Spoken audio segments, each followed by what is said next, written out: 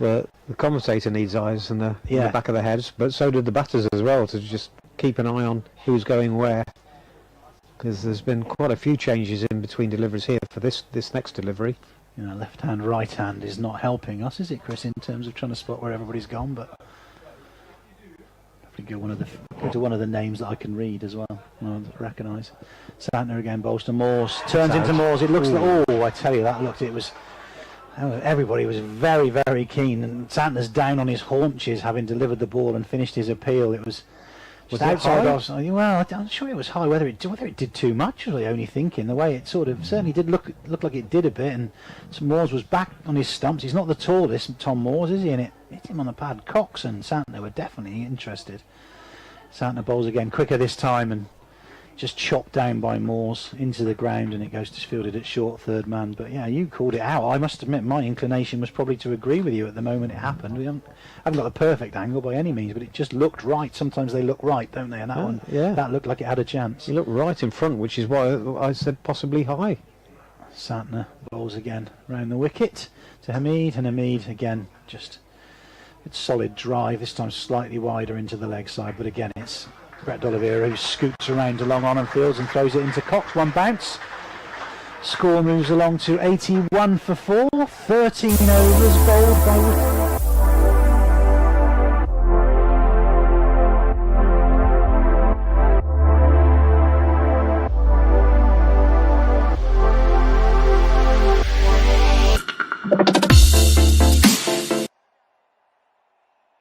Coming back into the attack from the Diglis end, because you get the impression that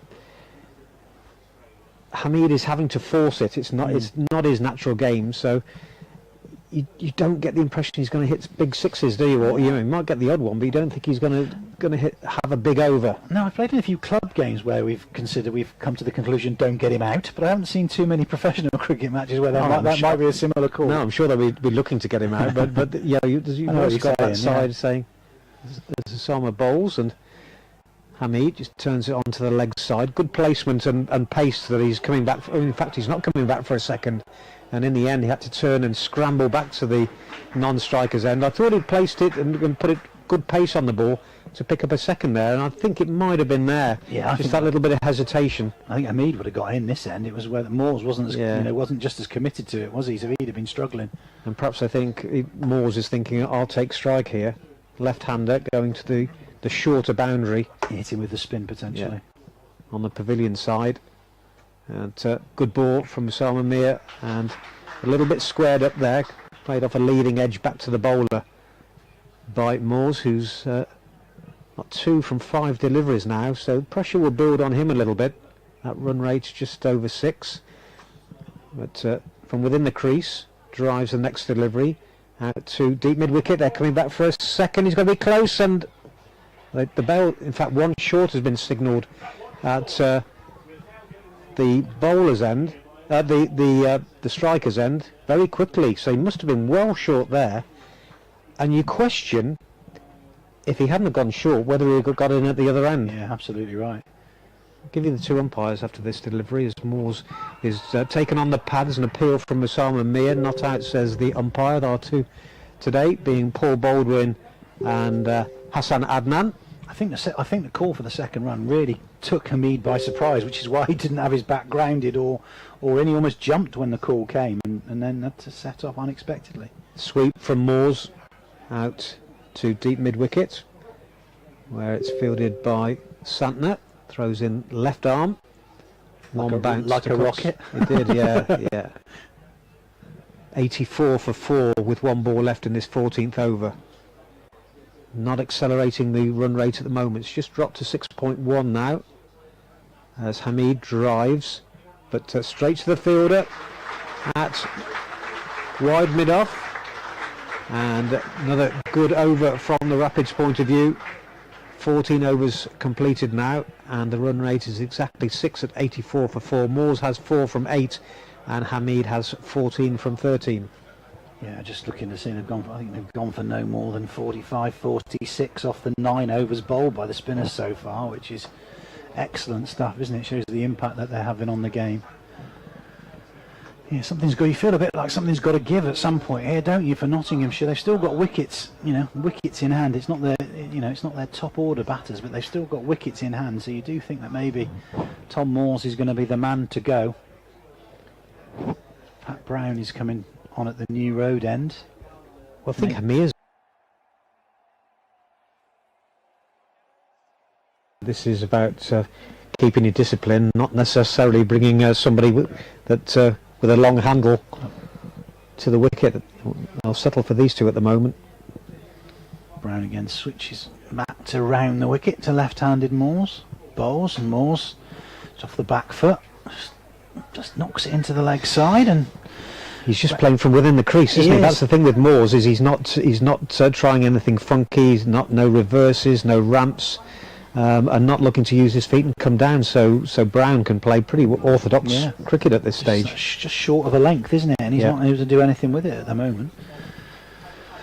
A tight offside field for Hamid. All the leg side fielders, bar the short fine leg, are on the boundary. But because Brown again bowls, and it's full, and it's decent, well driven this time by Hamid. Just goes wide of the backward point. Going to come back for a second run. It's well fielded out there on the boundary, and that's Kashif Ali, is it, right out there on the boundary, fielded it well and gets it. And his fielding's improved this year since last time I saw him. I thought a lot. He really struggled last season, but now he's put a lot of work in. You can see that. Yeah, I was impressed with him in the Leicestershire game. Having seen him a little bit last year, it was lovely to watch the way he bats with wristy, but then in the field you could see he kind of was fresh to the game, the professional game, couldn't you? Comes Brown again to Hamid.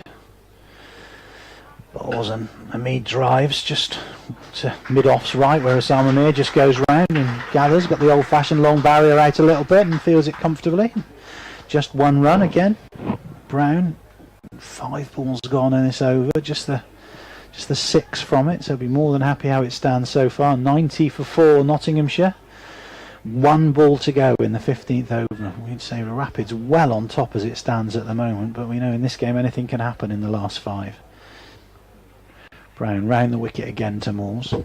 Moores waits, and Moores tries to pull, and it bounces and hits him amidships. I think I'm going to describe that as. It took the wind out of him a little bit, but it just dropped into the offside, and there was no run. Excellent over from Pat Brown.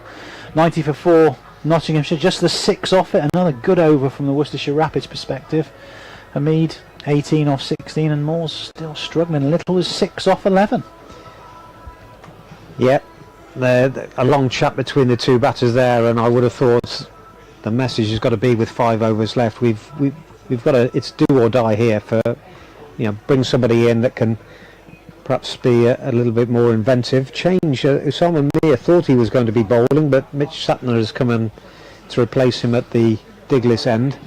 Target a spinner here. You'd have thought you've got they bowl brilliantly, the 3 spinners, haven't you? But you would have thought they would have to try and target and over sooner rather than later. Well, he's got long on, long off, deep mid wicket. Satner comes round the wicket, in the air, fielder down there on the boundary, takes the catch. That's long on. I was looking at where he was going to be hitting there. It was going to be long on, long off, or deep mid wicket. It was long on. He picked out, and it might well be Kashif Ali out there that took the catch.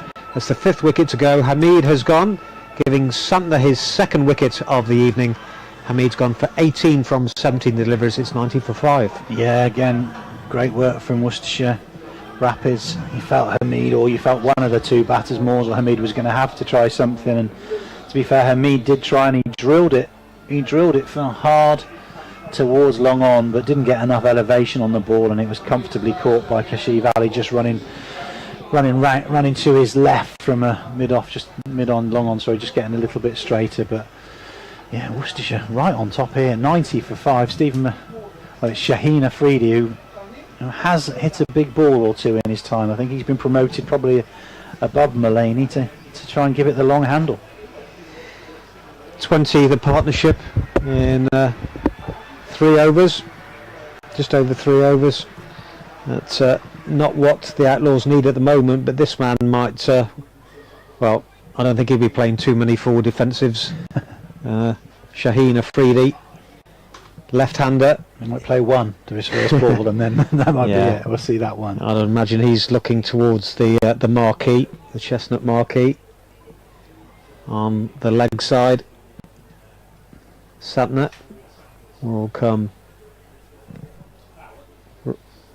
over the wicket and it's hit it in the air out to long off. So rather than going leg side, he's gone offside. Kashif Ali is out there and will restrict them to one. Just I think probably came off the bottom half of the bat, that one, not timed or middled by Shane Afridi. Bowls to Moores, who, well, really doesn't look like a T20 batter, does he? He's just staying within the crease all the time. And they're cut into the offside, and there was no run. Again, wide delivery this occasion, though. He just steps outside the off stump and lets the ball go through to Ben Cox. So a rare extra. The first wide of the night. Just looking. That's decent discipline, if that is. It's certainly no more than... Yeah, 2 leg buys up until now. That's the only extras.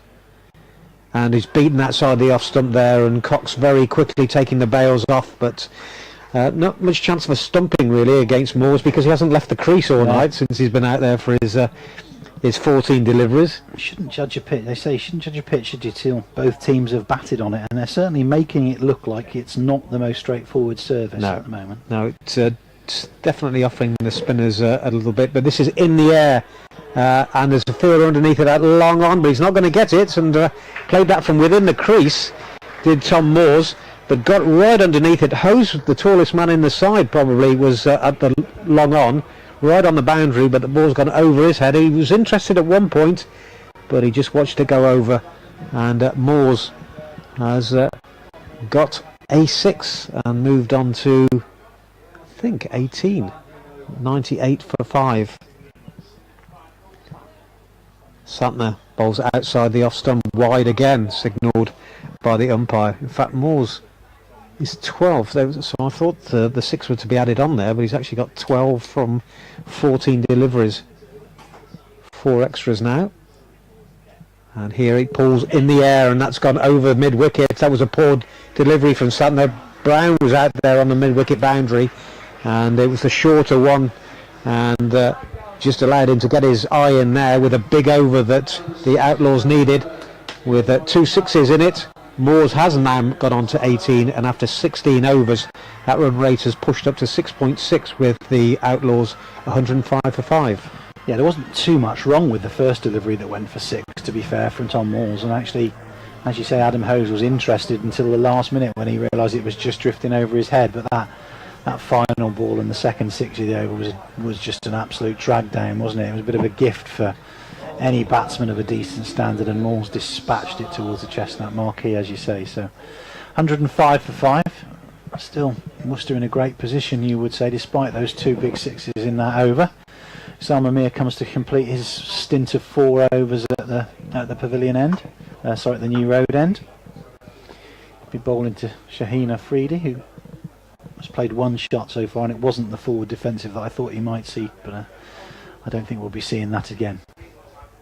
Mir over the wicket to the left-handed Afridi. He bowls, and Afridi has a big hoik into the leg side. I think is a fielder getting under it. Yes, and it's a comfortable catch. Man running around from the cow corner area. I think it's Pat Brown again with his second catch of the night. Afridi just got under it, got too much elevation. Mir had tossed it up, and he big slog sweep into the leg side, and you could quickly assess the fact that it wasn't travelling as far as it needed to from a Nottinghamshire perspective, and Pat Brown just came trotting round from wide deep mid-wicket and took a comfortable catch, and another wicket to add to Mir's tally in his Worcestershire career, and again he continues to impress, and a dangerous Afridi leaves the field without too much damage from a Worcestershire perspective. 105 for 6 now. Nottinghamshire Outlaws, 1 ball gone in the 16th over, and Notts captain Stephen Mullaney is the new batter. He joins Tom Moores, who just threatened to get going a little bit in the last over. Field is pretty much regulation for the right hand. There's a short fine leg, and then there's a deep square, deep mid wicket, and a long on this side. So plenty of singles and maybe 2s to be had into the leg side. Mir bowls to Mullaney. Mullaney defends off the back foot and just gets a single out to the deep cover boundary where Kashif Ali comes in and fields, and they go through for one run. Malali off the mark straight away, and Moore's looking to build on the good work that he produced in the previous over. 18 off 15 he is currently, being boosted by those 2 sixes. Mir bowls again, and good delivery from Mir actually. Just spun back a little bit, and Mullaney was looking for the single. Mills was not interested at all, and Dylan Pennington came in from short third man, and Mullaney quickly had to do a U-turn halfway down the pitch and get back, and got back comfortably. But yeah, real miscommunication between the two Nottinghamshire batters. Mir again to Moores. He bowls, it's quicker and flatter this one, and Moores just bunts it into the leg side, and Pat Brown again runs in from the deep mid-wicket boundary and fields, and there's just one run. Pat Brown loses his sunglasses from off his cap in the process, didn't tread on them or anything disastrous like that after he fell off his head, but 107 for 6, 2 balls to go in the 17th over. Mir again looking to complete his an excellent set of 4 overs. Balls to Mullaney, right-handed, a little bit more flight this time, and Mullaney just off the front foot just carefully drives it into the offside, and Kashif Mir bowls his last delivery, slower this time, and it's pulled away, very cleanly struck by Tom Moores, pulled into the leg side, but again all he can do is pick out Pat Brown underneath the hotel, and he fields the ball, and that's the end of an excellent spell of bowling from Sama Mir here. All 4 spinners done a really good job for Worcestershire. 109 for 6 is the total after 17 overs. Yeah, good stint again by Osama Mir. I interviewed him after the game against the Bears last week, and it was evident there he's a very calm, quiet individual who thinks a lot about the game and is desperate to do well. That was very evident, which is good to see, and says all he wants to do is do his best. And you look in the eyes of some people that you interview, and you think possibly, but I left in no doubt whatsoever that he is desperate to do well and enjoying life down here, and sees this as an unexpected opportunity. I was going to say, yeah, it was a real unexpected opportunity. I mean, it's been whoever picked him out from a Worcestershire perspective has done a really good job, hasn't he? I mean, he did so well in those first 3 games before Michael Bracewell arrived, but they had absolutely no doubt they were going to go back to him when Bracewell unfortunately got injured. Pat Brown, new over, it's in the air, that out to long on. Brett Oliveira out there, the ball bouncing a couple of times before it reached him. Thought it might have carried at one point, but I think he just again didn't middle it. Moores came off the bottom half of the bat and through for 1, which brings Mullaney on strike. Busy player, Mullaney. One of those difficult to bowl at. Doesn't stand still. I feel like he's been around forever, don't you? He's one of those players, isn't he? Yeah, right-hander. Brown bowling from the Diglis end. In the air, should be caught out on the boundary. Will he? No, I don't think he will actually. I think it's just gone between 2 fielders, between deep square leg, deep mid-wicket, and bouncing just inside the boundary, and a much needed 4 for the Outlaws. I don't think Kashif Ali picked that one up. He's not the most nimble on his feet anyway. He needed to pick that up early, and I think he probably just didn't get the feet going quickly enough. It's always going to be a difficult chance anyway. But 4 to Mullaney, who's moved on to 6 from just 3 deliveries. Brown, how will he come back from that? Bowls a wide delivery outside the off stump, slower delivery, got it all wrong, and the umpire stretches the arms, and 1 more to the total. Perfectly dissected the 2 fielders, didn't it, on that leg side boundary. It was just landed in the perfect spot. They both looked at each other, I think, to start with, didn't they, to see which one of them was going to be closest or to take control, and then in the end it was neither of them could do anything about it. Yeah. Brown in bright sunshine bowls, and this is in the air. It's going to go into the hands at will. Comfortable catch in the end, taken at deep extra cover. Fielder just moving backwards there. I thought it was just going to clear him, but it was a nice bit of work actually. I'm just trying to see who it was. I think it is. He was very relaxed and didn't panic. Striding jog to the ball. I think he was confident it was always going to go into the hands, and he pouched a comfortable catch, and It's another wicket. It's 115 for 7, and a wicket for Pat Brown. I didn't sense any panic from Mitchell Santner at any point. He, as you said, he kind of, I think he obviously read the flight of it quite quickly. He never looked like he was in any danger of not getting under it. Never looked like he was going to have to break into a sprint to get there, and he was able just to steady himself. Although he was running backwards a little bit, he was able to steady himself. And I suppose being a left-hander, he was running to his left, which may well be helpful as well with that type of catch. And it was taken and pouched ever so comfortably. So again, Worcester continue to dominate the game as it stands. 115 for 7. Calvin Harrison is the new batter. Stephen Mullaney was the wicket to 4 there, gone for 6. Caught Santner bowl Brown. So Harrison, tall, right-hander, waits for Brown, and it bowled. First delivery, moving across, trying to ramp the ball, and sees his middle stump knocked out of the ground, and Brown has 2 in 2, and the 8th wicket goes down for the Outlaws. They're now 115 for 8. Yeah, no, it's just the way the game is played now. Harrison looking to get on with it straight away, looking to just try and make something happen with something a little bit out of the ordinary. And as it was, whether Pat Brown saw him moving too early and fired in the Yorker, but it was perfect. It cannoned right into the base of the stumps, flat in the middle stump, and Calvin Harrison entered the dugout off the back of a golden duck, which is never, he had little to lose, but it's never a great feeling either way. So Brown on a hat-trick. The new batter is Matt Carter, solid looking man, tall, well built. You feel if he connects it could go a long way. Brown, no, excellent bowling from him, with late order batter coming in, just bowled it full and middle, and Harrison tried to be funky, saw his middle stump knocked out of the ground. So hat-trick ball.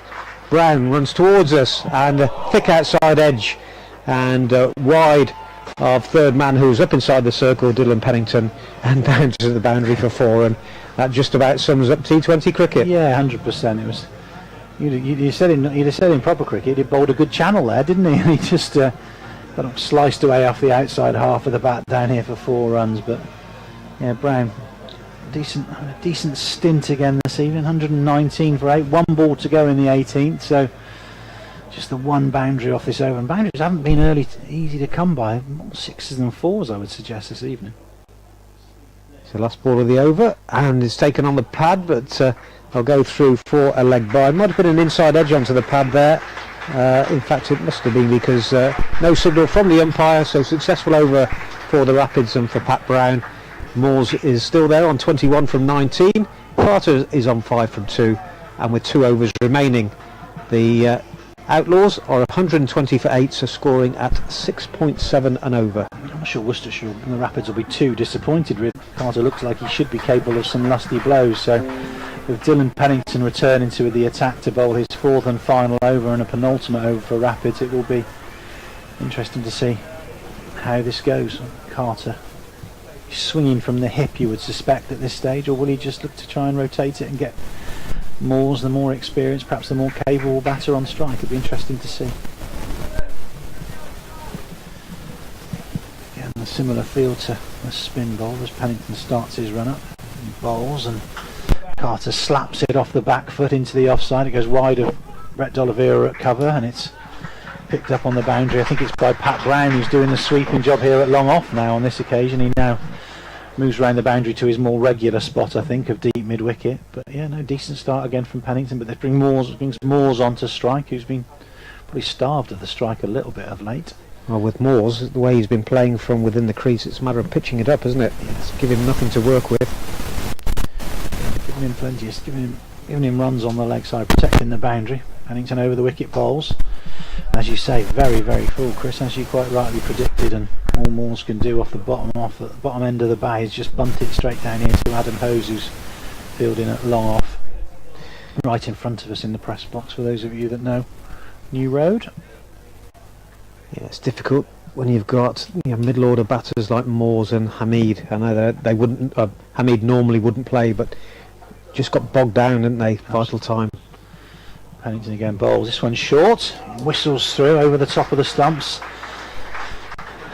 Yeah. He had a big, Carter had a big hack at it, tried to mow it into the leg side, no contact at all, and it just threw through to Ben Cox, and there is no run. 122 for 8. Yeah, if he does contact, he'll be picking them out of the King's School. Park. Yeah, King's School field there.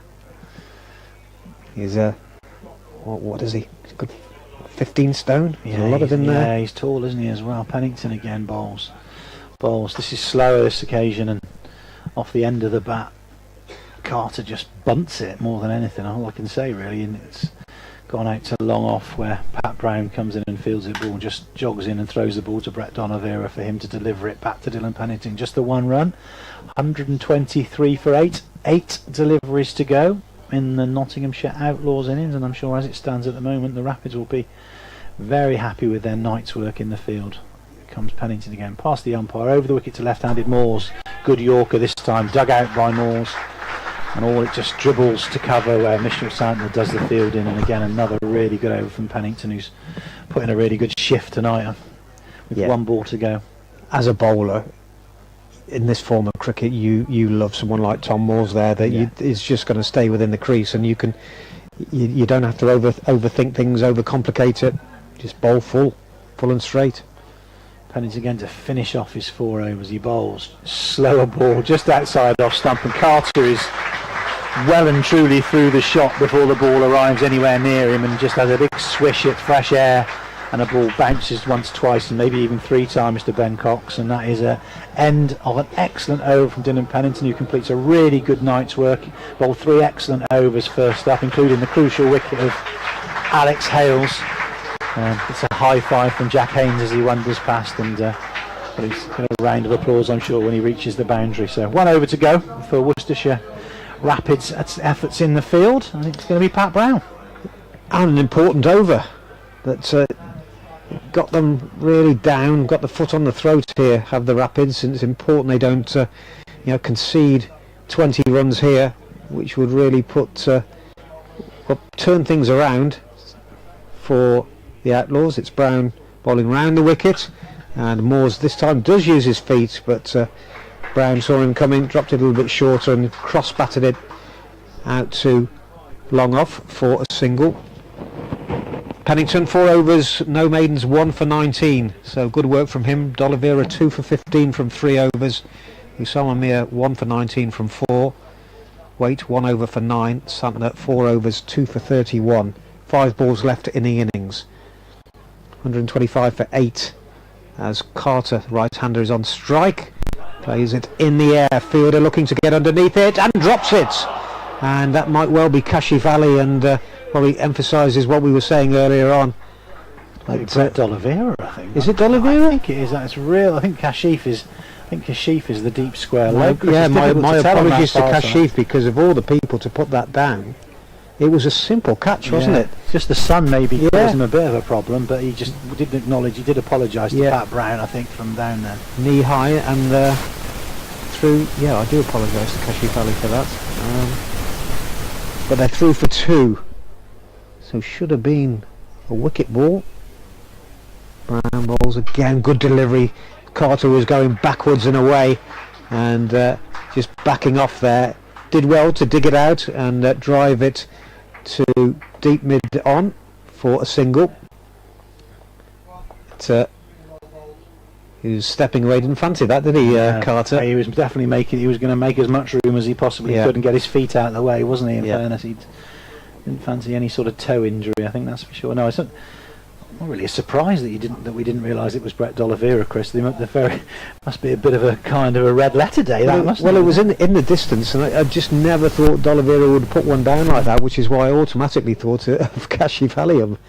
Unfortunately, Brown round the wicket, Moores in the air, and has he got 4 or 6 there? The umpire just looking. It's at long on, 6 signalled. So costly run there ball for the Rapids. 134 for 8. He's just looking to finish it off here, Tom Moore. So he's, in fairness to him, he's got 30 from 23. So he's pushed on a little bit. And he was 6 off 12, I think, wasn't he, before he hit those 2 sixes? So he has certainly, second half of his innings has stepped it up a little bit. 2 balls left. He's in, he's got a top edge here, should be taken just outside the circle at third man, and another drop catch. Jack Haynes this time. That's a poor effort. He only had to go back 2 steps. It was high, had loads of time to think about it, and well, I was saying earlier on that it's not the greatest fielding side that the Rapids have ever had, and that was a poor effort. He never got into position, really was grasping at it. You're right, he never looked somehow comfortable under it. It's one of those that Ben Cox could probably got under it himself, but he could have made the ground to get under it, couldn't he, Ben Cox? But because it was going straight to Jack Haynes, Ben Cox just left him to it, so it was a real surprise when he dropped it, but he just, as you see, he never looked settled under it somehow. No. So what should be the last delivery, it's Carter on strike. He's got 10 from 8. He'll give this everything, you would feel. In fact, it's down the leg side, and he's going to get a boundary for it down to deep backward square. Got a thick inside edge, and that's a good last over for the Outlaws. Pat Brown, well, he will feel that he should have had a couple of wickets in it, but there's also been a couple of loose deliveries that went to the boundary. So the Outlaws, well, they just pull it back a little bit in that final over. They finished on 139 for 8, with Carter on 14 and Moores on 31.